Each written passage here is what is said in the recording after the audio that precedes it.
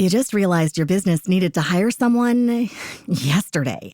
How can you find amazing candidates fast? Easy. Just use Indeed. Stop struggling to get your job post seen on other job sites.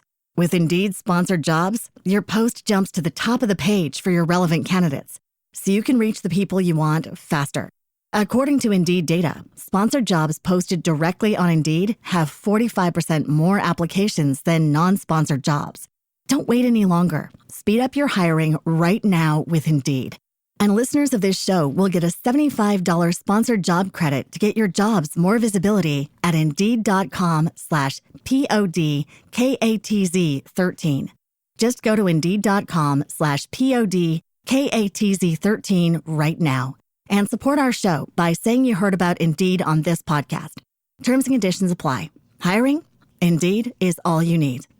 Welcome back, family. This is your boy D. For all you smart and intelligent folks out there, listen, that just simply means Ed. I'm back with another one, family. Today's episode is entitled, What Type of Information Must a Work Breakdown Structure Communicate? Again, what type of information must a work breakdown structure communicate? I'm going to give you 3, maybe 4. I don't know. Let's see how we can work this today, family.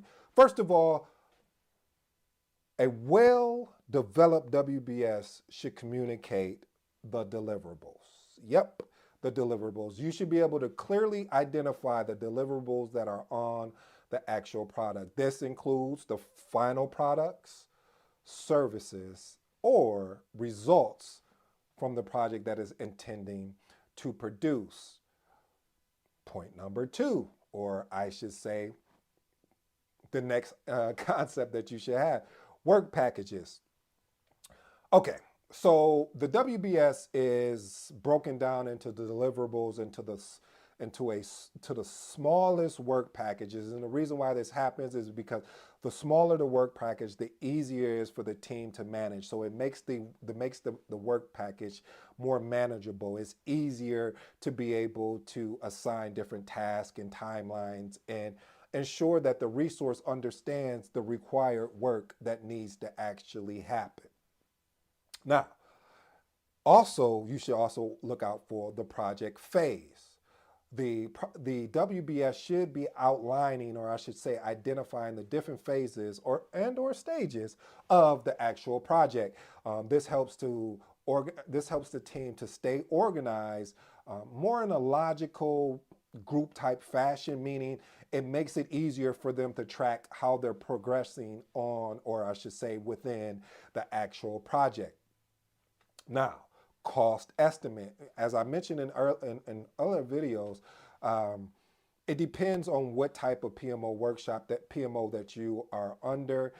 There are certain PMOs that will have the project manager lead the budget, and then there are others where the accounting team, or the controllers, basically, I should say the accounting department basically leads the actual budget. They just give you the numbers back based on what you're submitting, but you're still accountable and responsible for the budget and making sure that it doesn't go over. But the WBS does provide you a basis for estimating the cost of the actual project. It allows you to break it down by smaller components and easier to estimate the cost of each particular component, which rolls up into the project level. I might want one day just do a video on some earned value management. It's been a minute since I went over some earned value management. I miss it. Earned value management, ooh, it's so awesome. But anyway, I digress. The next aspect of this is resource allocation, or what I used to call it, bandwidth check-in. With bandwidth check-in, or what we go by here, resource allocation, it allows you to understand what resources are working on what, and what are they required to complete. Now, I don't want you to forget human resources as well as non-resources. Non-human resources. So non-human resources would be like your equipment or machines and material that you're actually ordering.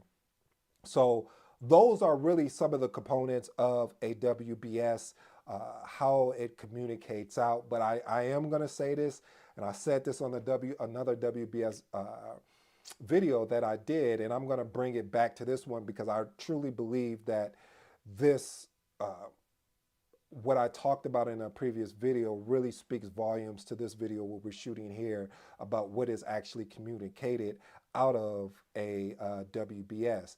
But we also need to understand this too, what you shouldn't communicate out of a WBS. And since I talked about this on another video, I'm just gonna paraphrase and really take it from a high level approach. So what shouldn't be communicated or built when you're building out your WBS? Small projects. You shouldn't be leveraging small projects for a WBS. If you're looking to communicate out your work packages, if you're looking to communicate out, it just a little task list will work. Little task checklist, you'll be good to go. I'll give you 2 thumbs up on that. Or research projects. Research projects is another one that I mentioned about a WBS really wouldn't make sense for to be able to communicate out about the progress of the project, because you got to keep in mind what a research project, you're looking to be more flexible. So for me, if I was running a research project, I would probably use the Scrum framework for that. So I can have that adaptability, meaning I could change based on what I noticed through the various sprints that I've ran. Another thing is the creative projects. Again, I shout out my creatives, but honestly, with if you ever led a creative project, I don't think I've ever led a creative project, but if you've ever led a creative project, I mean, it's basically the framework. Again, you would probably want to leverage a Scrum framework or Agile or something of that nature, because it only makes sense because of the high frequency and changes. And then the last and final one is Agile type projects, which I kind of talked about, where I said I would recommend you use a Kanban board or Scrum. And so speaking of what we were talking about regarding the communication aspect of a WBS, what it communicates out, sometimes you may want to look at a Kanban board versus a WBS, because a Kanban board will communicate out what you needed to communicate out effectively versus leveraging a WBS. So family, I wanted to give you both sides. I know you didn't ask for that. You just wanted to know what is a WBS, is how can I use that to communicate it out effectively on my project. But I also wanted to encourage you is that don't try to apply and stick every project artifact to particular projects, because you got to understand, and if you haven't already, I know you know this, that a project is unique. So it's not the same. Yes, I can go back in the past of previous projects that I ran, but if this particular artifact is not applicable to my project, I won't use it. I'm not going to force something that doesn't need to happen. So I'll leave you with that, family. I hope you enjoyed today's video. This has been your boy AD. Until next time, I'm out.